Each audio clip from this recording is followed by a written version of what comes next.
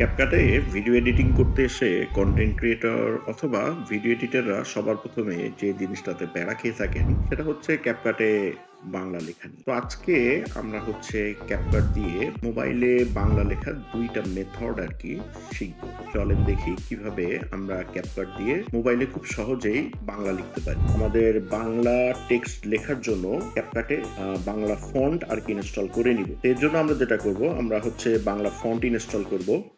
এর জন্য আমাদেরকে যেতে হবে হচ্ছে গুগলে। তো গুগলে আসলাম। গুগলে আসার পরে আমরা সার্চ করব হচ্ছে লিপিঘর।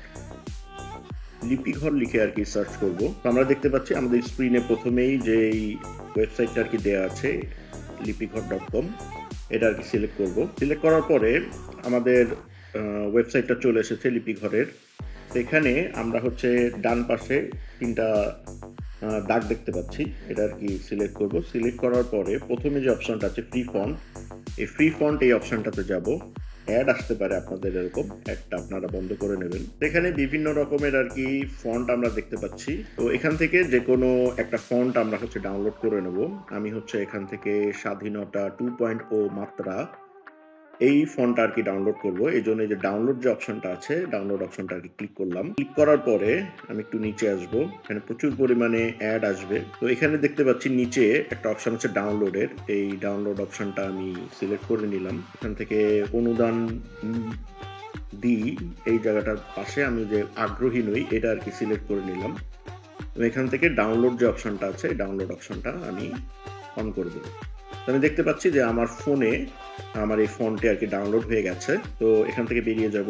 বেরিয়ে যাওয়ার পরে ফাইল ম্যানেজার অথবা মাই ফাইলস নামে কোনো একটা অপশন আপনাদের ফোনে আছে হয়তোবা।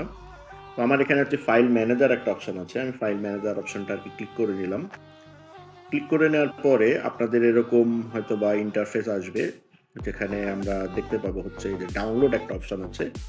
এই ডাউনলোড অপশনে যাব।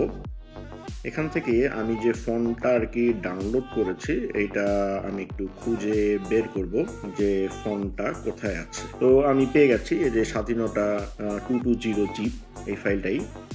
তো এটা আর কি আমি সিলেক্ট করব। সিলেক্ট করার পরে যে অপশনটা আসতেছে যে এক্সট্রাক্ট হেয়ার, তো আমি এই এক্সট্রাক্ট হেয়ার এই অপশনটা আর কি সিলেক্ট করে দিলাম। তো আমার এই ফন্টটা এক্সট্রাক্ট হয়ে গেছে। তো আমি যদি একটু উপর নিচে আর কি দেখি, অনেক সময় পাবো না, সেক্ষেত্রে আমি হচ্ছে ফোল্ডার থেকে বেরিয়ে যেয়ে আবার এই ফোল্ডারটাতে আসবো। আসার পরে আমি দেখতে পাচ্ছি যে এই যে স্বাধীনতা 220 এই ফন্টটা আর কি চলে আসছে, ফোল্ডারটা চলে এসেছে। আমি এটা ক্লিক করব। ক্লিক করার পরে আমি ভিতরে দেখতে পাচ্ছি যে তিনটা ফোল্ডার আছে, একটা হচ্ছে আনসি V1, আরেকটা হচ্ছে আনসি V2, আরেকটা হচ্ছে ইউনিকোড। তো আমরা এই তিনটা ফোল্ডারের ভিতরে যে ফন্টগুলো আছে সবগুলোই আর কি আমরা আমাদের ক্যাপকাটে আর কি অ্যাড করে নেব। কেন অ্যাড করব সেটা আমি পরে বলছি। তো আমি যদি একটু ভিতরে যাই, আনসি V1 এর ভিতরে দুইটা ফন্ট আছে, আনসি V2 এর ভিতরে দুইটা ফন্ট আছে, এবং ইউনিকোড এর ভিতরে দুইটা ফন্ট আছে। তো আমরা এখান থেকে বেরিয়ে যাই। বেরিয়ে যাওয়ার পরে আমরা যে কাজটা করব, আমাদের ক্যাপকাট যে অ্যাপসটা আছে সেই ক্যাপকাট অ্যাপসটা আর কি ওপেন করব। তো আমার ক্যাপকাট অ্যাপসটা চলে আসছে। এখানে আমি দেখতে পাচ্ছি নিউ ভিডিও একটা অপশন আছে, এই নিউ ভিডিও অপশনটাতে যাব। এখানে যাওয়ার পর আমরা দেখতে পাচ্ছি উপরে ডান দিকে অ্যালবাম স্পেস, এরপরে হচ্ছে লাইব্রেরি একটা অপশন আছে, এটা আর কি সিলেক্ট করে নিলাম। সিলেক্ট করে নেওয়ার পরে আমি চাচ্ছি যে একটা ব্ল্যাক কালারের একটা ব্যাকগ্রাউন্ড যেন আমার থাকে। তো আমি প্রথমে একটা ব্ল্যাক কালারের একটা ব্যাকগ্রাউন্ড দেখতে পাচ্ছি, এটা আর কি সিলেক্ট করে নিলাম। সিলেক্ট করে নেওয়ার পরে নিচে এই যে অ্যাড ওয়ান একটা অপশন আছে, এই অ্যাড ওয়ান অপশনটা আর কি সিলেক্ট করে নিলাম। তো আমার ক্যাপকাটের আর কি এডিটিং যে প্যানেল এটা আর কি চলে আসছে। তো এখানে আমরা যে কাজটা করব, আমরা হচ্ছে একটা টেক্সট অ্যাড করব।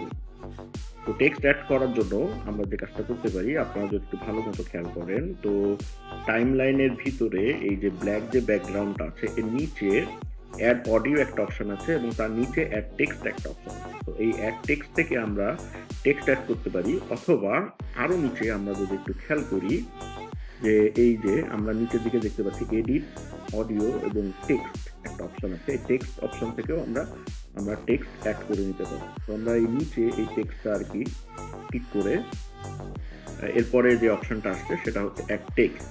তো আমরা এটা ক্লিক করে নিলাম। ক্লিক করার পরে আমাদের হচ্ছে টেক্সট লেখার একটা অপশন চলে এসেছে। তো আমরা এখানে হচ্ছে আমাদের যে টেক্সটটা আছে সেই টেক্সটটা আমরা এখানে বসাবো। তো আমি আমার হচ্ছে যে টেক্সটটা আছে আমি আমার নামটাই লিখছি আরকি। আমার নাম হচ্ছে মিতুল। তো আমি নামটা লিখলাম মিতুল। এবার হচ্ছে আমি টেক্সট যেহেতু সিলেক্ট করা আছে, এখান থেকে আমি যে পাশে যে ফন্ট যে অপশনটা আছে এই ফন্ট অপশনটাতে যাব। এরপরে ফন্ট অপশনটা আসার পরে নিচের দিকে আরো কিছু অপশন আছে। এখান থেকে আমি খুঁজে বের করব ডানে বামে যেকোনো জায়গা থেকে মাই ফন্টস, হ্যাঁ? এইখানে থেকে মাই ফন্টস অপশনটা আরকি সিলেক্ট করলাম। এখান থেকে এখানে আমরা দেখতে পাচ্ছি যে এড একটা অপশন আছে। এই অপশনটা আমরা আরকি সিলেক্ট করব। সিলেক্ট করার পরে আমাদের এখানে হচ্ছে আরো কিছু অপশন আসছে। মাই ফন্টস একটা অপশন এসেছে ল্যাঙ্গুয়েজের নিচে, এটা সিলেক্ট করব। সিলেক্ট করার পরে আমাদেরকে হচ্ছে এটা খুঁজে বের করে নিয়ে আসতে হবে যে আমাদের এই ফন্টটা কোন ফোল্ডারের মধ্যে আছে। তো আমরা হচ্ছে ফাইল ম্যানেজার অপশনটাতে গেলাম। ফাইল ম্যানেজার অপশনে আসার পরে ডাউনলোড অপশনটাতে যাব। এখান থেকে যে স্বাধীনতা 220 যে ফোল্ডারটা আছে এটা সিলেক্ট করব। এরপরে আনসি V1 এই ফোল্ডারটা সিলেক্ট করব। সিলেক্ট করার পরে প্রথম যে ফন্টটা আছে এটা আর কি অ্যাড করে নিব। এখন এভাবে আমি বাকি যে ফন্টগুলো আছে সেগুলো হচ্ছে অ্যাড করে নিচ্ছি।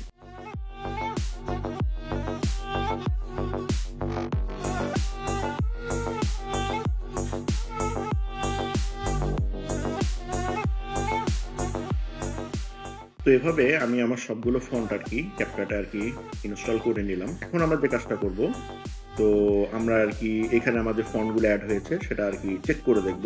প্রথমটা আরকি সিলেক্ট করি। তো সিলেক্ট করার পর আমি দেখতে পাচ্ছি যে আমার ফন্টটা চেঞ্জ হয়ে গেছে। এটা হচ্ছে ইউনিকোড ফন্ট। আমি দেখতে পাচ্ছি যে আমার ফন্ট চেঞ্জ হয়ে গেছে। তো আমি যদি একটু বড় করে নেই, তো আমি স্ক্রিনে দেখতে পাচ্ছি যে আমার ফন্ট চেঞ্জ হয়ে গেছে। তো এরপর আসতেছে হচ্ছে দ্বিতীয় মেথড।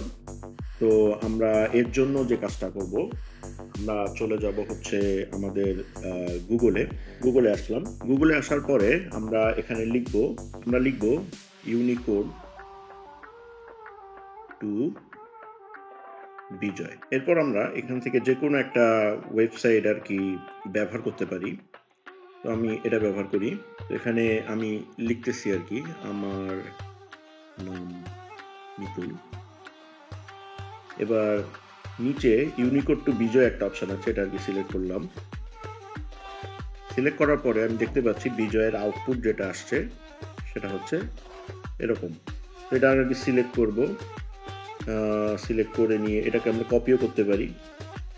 কপি করে আমরা চলে যাব হচ্ছে আমাদের ক্যাপকাটে। তো আমরা আবার আমাদের ক্যাপকাটে চলে আসলাম। তো এখান থেকে নিউ ভিডিও এই অপশনটা আরকি সিলেক্ট করলাম। সিলেক্ট করার পরে লাইব্রেরি অপশনটাতে যাব। তো এখান থেকে আমরা কালো একটা ব্যাকগ্রাউন্ড সিলেক্ট করে নিলাম। তো ক্যাপকাটের ইন্টারফেসের ভিতরে আমাদের কালো যে ব্যাকগ্রাউন্ড এটা চলে আসছে।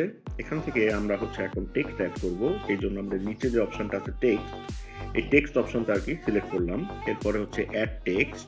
এরপরে আমি যে টেক্সটটা আর কি কপি করে নিয়ে এসেছি সেটা আর কি এখানে পেস্ট করে দিব। পেস্ট করে দেওয়ার পরে আমরা একটু যদি খেয়াল করি দেখছি যে আমাদের এখানে কেমন যেন একটা লেখা চলে আসছে। তো আমরা এখন যে কাজটা করব সেটা হচ্ছে এই টেক্সটটাকে ডবল ট্যাপ করব।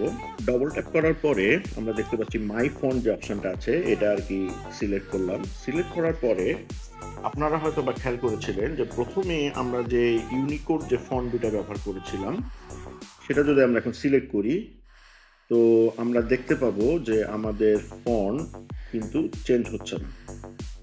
ইউনিকোড যে ফন্টগুলো আছে এগুলো যদি আমরা সিলেক্ট করি তাহলে কিন্তু আমাদের ফন্ট চেঞ্জ হচ্ছে না।